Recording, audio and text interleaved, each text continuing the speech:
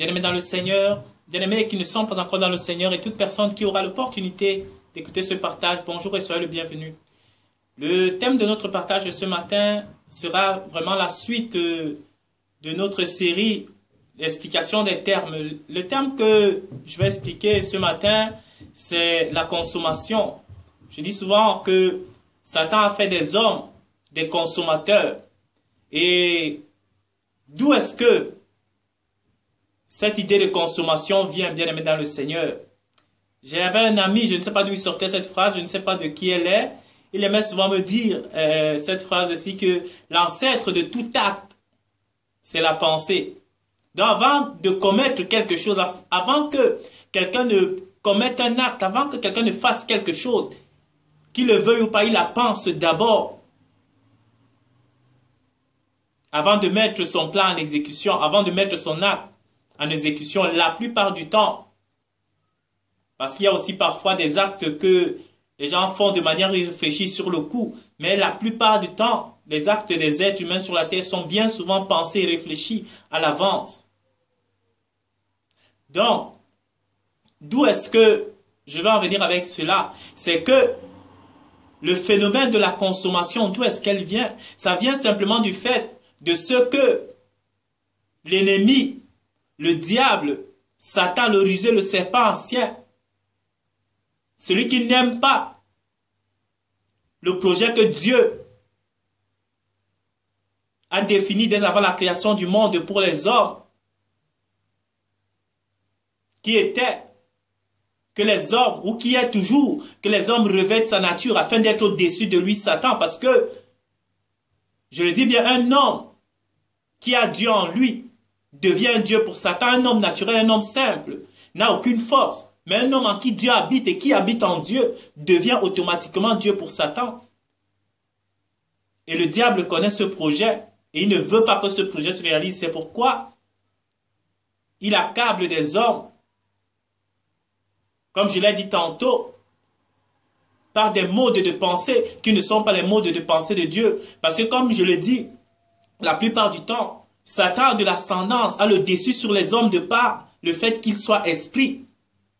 Et que l'esprit a de par sa nature spirituelle le dessus sur l'être humain charnel normal. Et par cela, comme c'est lui qui gouverne, qui règne sur la terre à ce moment, ce n'est que par lui que les hommes qui ne sont pas encore de Dieu renouvelés, qui ne sont pas encore révélés de Dieu, ne peuvent que penser par lui. Et quelles sont les pensées qu'il met en les gens? C'est que le bonheur vient de l'accumulation des biens que l'on peut avoir. La sécurité, la paix ne peut venir que des finances qu'on a. Qu'on est heureux pour un homme que lorsqu'on multiplie les conquêtes amoureuses, quand on a 3, 4, 5 femmes, c'est le style du monde à l'heure actuelle. On est à la page. Quand on peut tromper sa femme ou son mari, des sites de rencontres extra-conjugales prolifèrent. Toutes les pensées nouvelles que nous avons aujourd'hui, bien aimés dans le Seigneur, ne sont tissées que par le méchant qui est derrière, parce que c'est lui-même qui est la pensée instigatrice de tout ce qui se passe, bien aimés dans le Seigneur, dans le monde actuel. Et donc, s'il a mis ses pensées pour l'homme qui n'est qu'exécutant au travers de sa chair, il ne peut pas être autrement que l'homme puisse se soumettre à celui qui domine sur lui, bien-aimé dans le Seigneur. C'est pourquoi la consommation elle-même, à l'état pur, c'est quoi? Comme je l'ai dit au début, c'est l'accumulation simplement des biens de ce monde. Le diable nous a rendus tous des purs et simples consommateurs. C'est son désir. Pourquoi? Parce que la pensée, quand elle influe dans le cœur d'une personne, que si, en définissant les besoins de cette personne, si Ce n'est que en ayant un statut social ou en ayant des voitures, des maisons, que l'on définit de manière claire la réussite de quelqu'un. Alors, il me faut à tout prix absolument ces choses pour que je sois vu par les autres comme ayant réussi.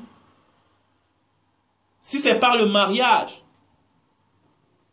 que on acquiert la dignité, il faut à tout prix que je me marie, quitte à ce que la femme ou le mari avec lequel je serai ne soit pas un homme ou une femme convenable. Ça, je m'en fous, mais il faut absolument que je me marie.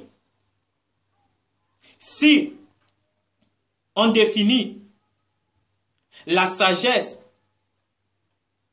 comme étant les diplômes, le bac,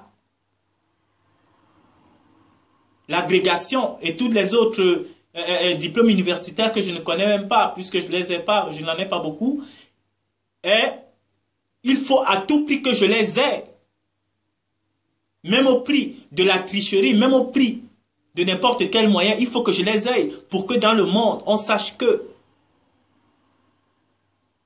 si c'est au travers de la mode que l'on définit qu'une personne a la page, alors il faut que le dernier pantalon, le dernier cri,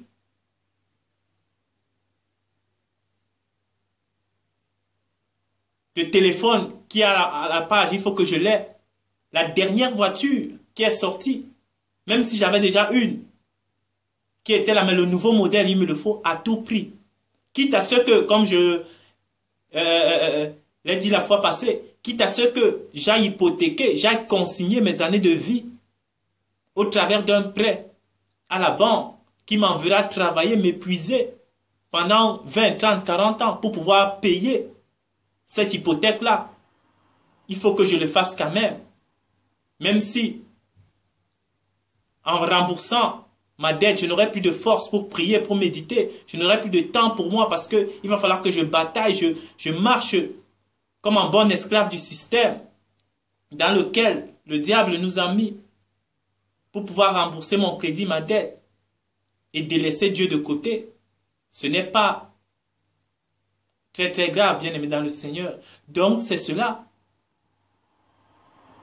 Le diable a fait en sorte que les gens, ou a fait penser aux gens qu'il ne faut plus se contenter du peu qu'on a.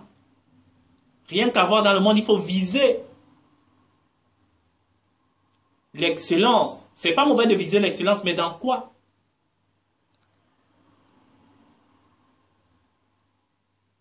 Je connaissais quelqu'un qui disait, et ce n'est pas à tort, qui disait que même si tout le monde dans ce monde, bien aimé dans le Seigneur, pouvait manger à sa faim, pouvait boire à sa faim, avait une voiture. Je pense juste le fait, ayant tout le monde a une voiture dans ce monde.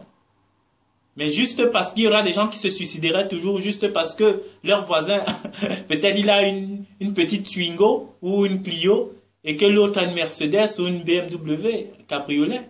Ils iraient se suicider à cause de cela. C'est comme ça. Et c'est cette mentalité qui fait en sorte que l'homme est de nature consommateur. Il lui faut toujours. Il lui faut plus. Et en lui fallant plus, ben, il hypothèque même son Dieu.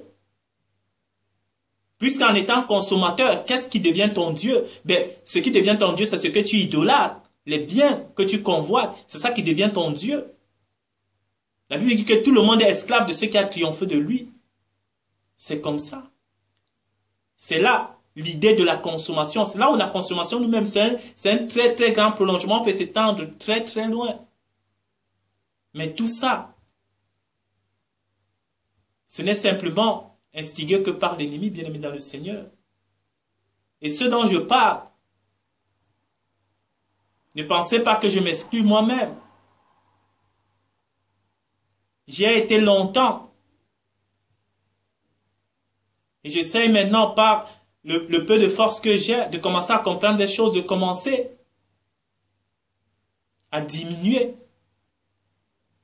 J'ai pris des résolutions il y a quelque temps de pouvoir laisser plein de choses dans lesquelles je croyais que c'est là où se trouvait le bonheur, c'est là où se trouvait la vie.